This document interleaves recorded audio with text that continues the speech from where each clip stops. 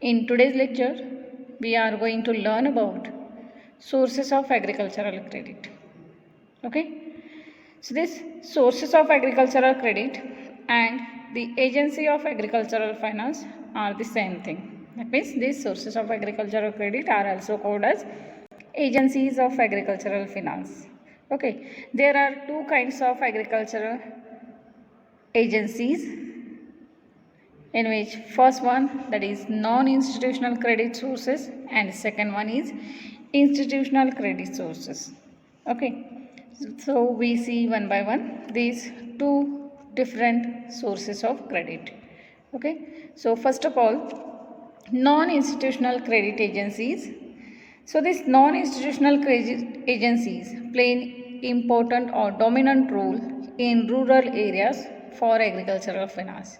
Okay, so these non-institutional agricultural credit agencies are landlords, traders and commission agent, then money lenders and relatives. So these four agencies are included in non-institutional credit agencies.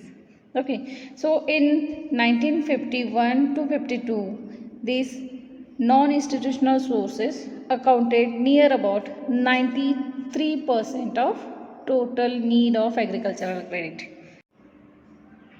and institutional agencies accounted for only 7% of total credit needs.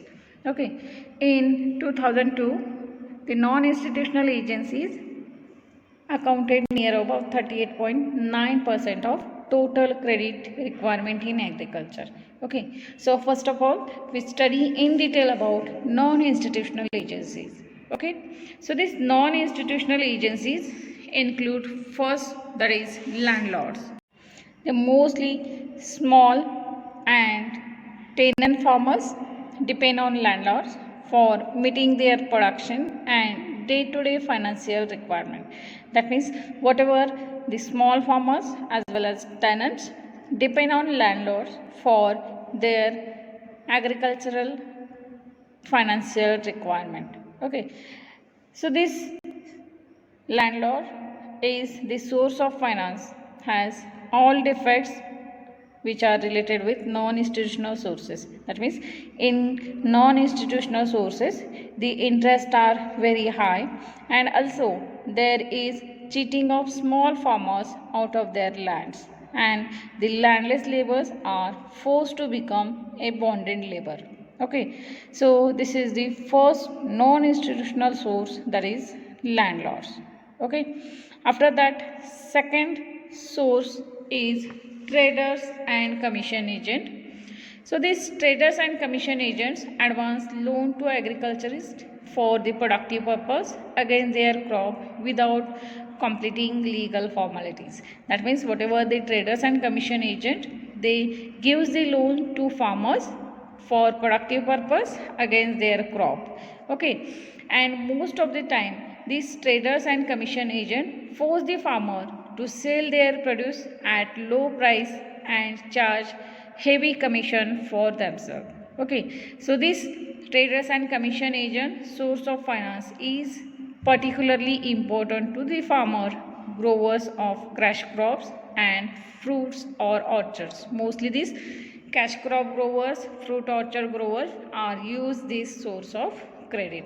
Okay, so in case of these traders and commission agent, it often becomes obligatory for the farmers to buy the inputs and sell outputs to them.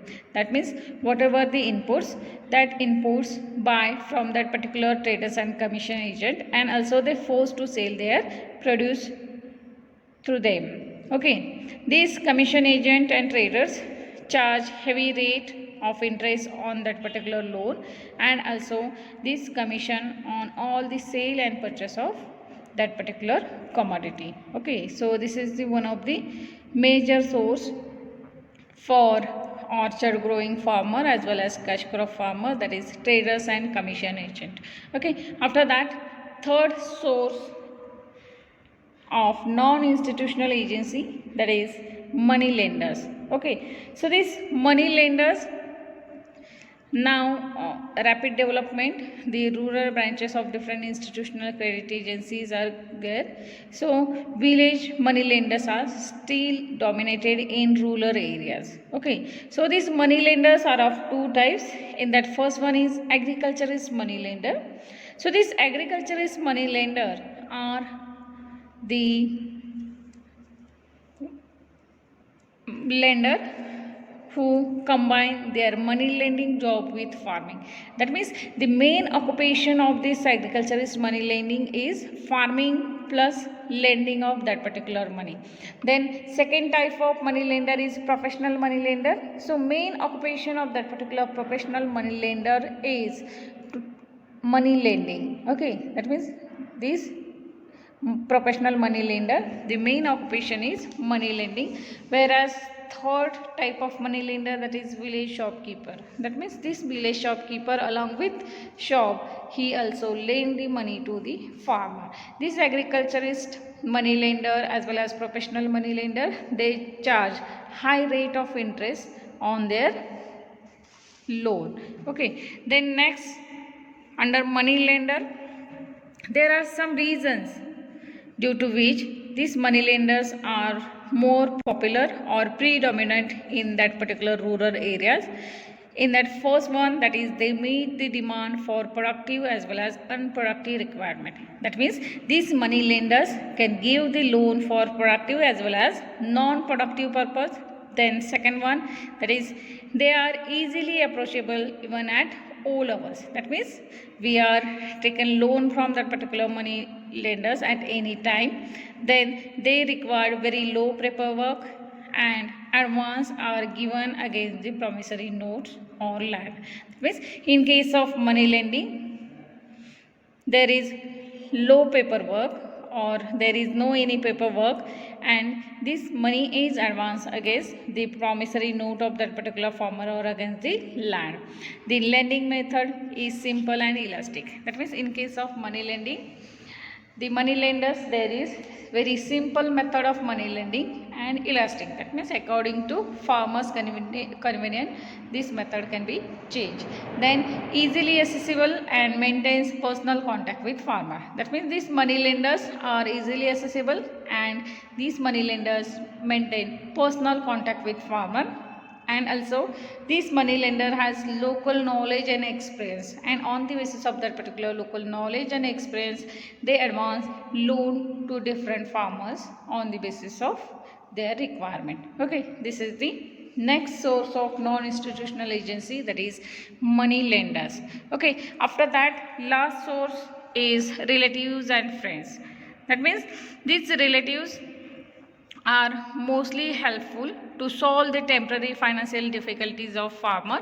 At that time, the farmer borrows the loan from relatives and friend.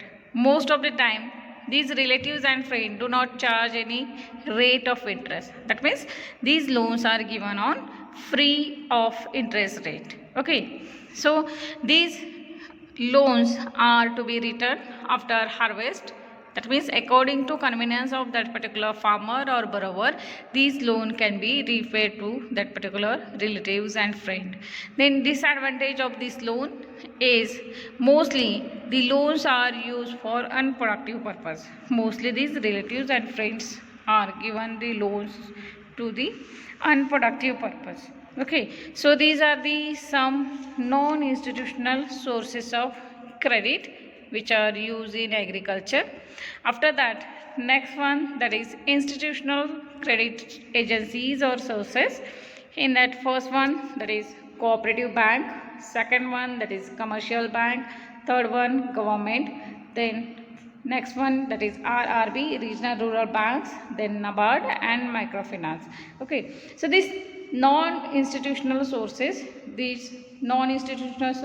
gives the credit with or without any rules and regulation. But in case of institutional credit agency, there is proper rules, regulation and formalities for lending of loan. So we see one by one these different sources of institutional agencies.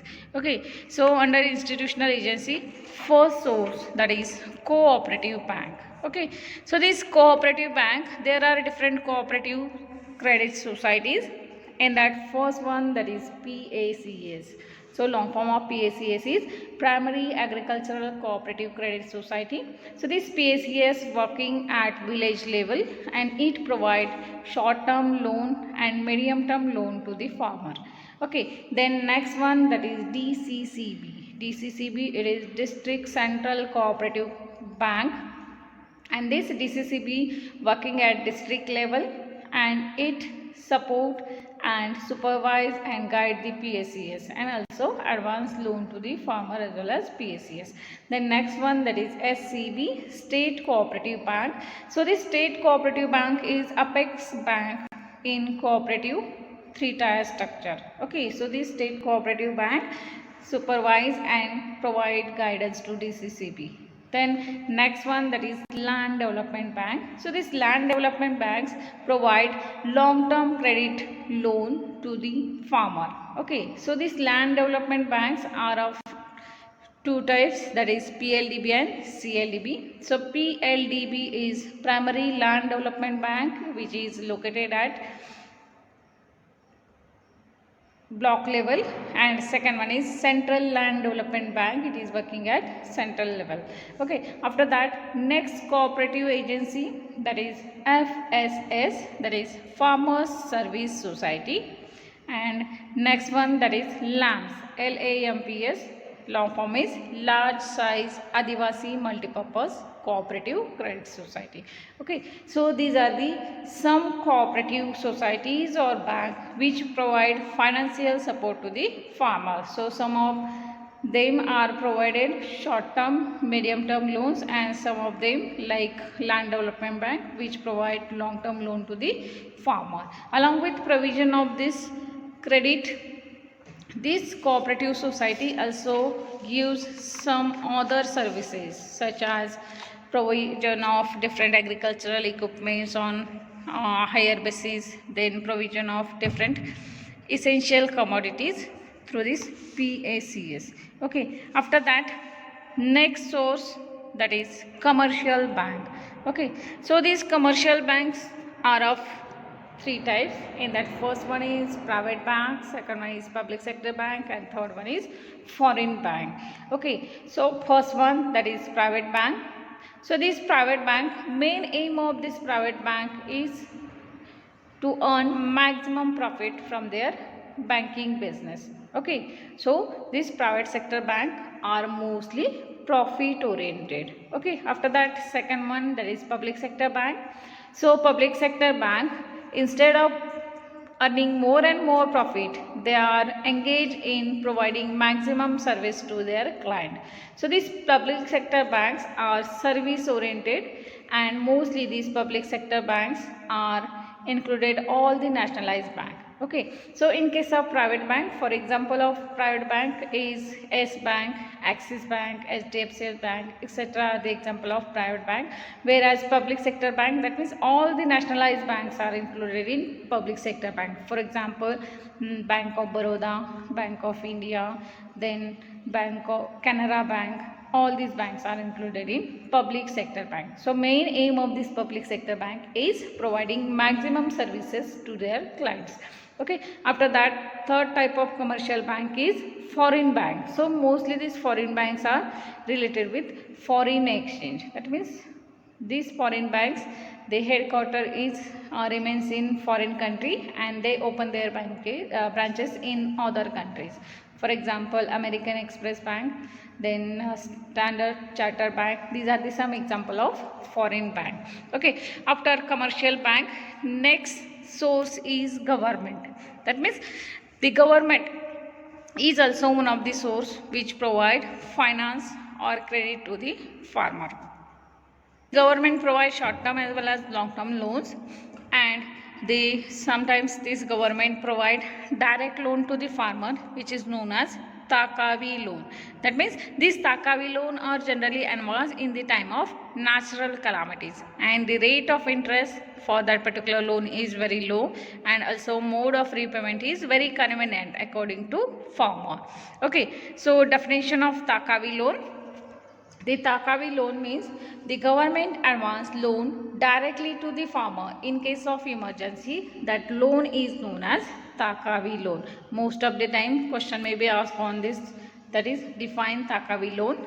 So Takavi loan is the when government advance loan directly to the farmer in case of emergency. That loan is known as Takavi loan. So this government is not such major source of agricultural finance, but in some extent it provide loan to the farmer. Okay. Next institutional source is regional rural bank. So this regional rural banks was established during 2nd October 1975, and these RRBs were set up in those regions where availability of institutional credit was found to be inadequate. That means in the areas where these institutional agencies was inadequate, in that area these regional rural banks were established. Okay, and the potential for agriculture development was very high. That means in that particular area there is need for agricultural development was very high. In that particular area these RRBs was established. These RRBs are the combination of cooperative plus commercial bank. Okay, so these RRB takes some features of cooperative bank and some features of commercial bank. Then the main aim of that particular RRB is to provide loans to small farmer, marginal farmer, landless labor, village artisan, etc. Okay, so main object of this regional rural bank is provide financial support to small, marginal, landless labor and village artisans. These loans are advanced for productive purpose only. Okay, so this is the next source of agricultural finance, that is RRB, regional rural bank. After RRB, next source is microfinance. Okay, so this microfinance through self-help group has assumed prominence in recent years. That means this self-help group is one of the source through which farmer get finance. Okay, this SHG is the group of rural poor who volunteer to organize themselves into a group for eradication of poverty of the members. Okay, they agree to save regularly and convert this saving into the common fund known as group corpus. Okay, so these members of group agree to use this common fund and such other funds that they may receive as a group through the common management. So this self-help group, that means farmer can get financial support through this self-help group. So this is one of the source of financing agency to the farmer. Okay, so these different sources, that is non-institutional and institutional sources, farmer get finance for their agricultural requirement. Okay, so on this topic question may be asked like enlist and explain different sources of finance, or sometimes enlist the different sources of finance and explain sometimes non-institutional source, or sometimes explain institutional sources of agricultural finance. Okay, so this is about today's lecture, sources of agricultural credit. Okay, thank you all.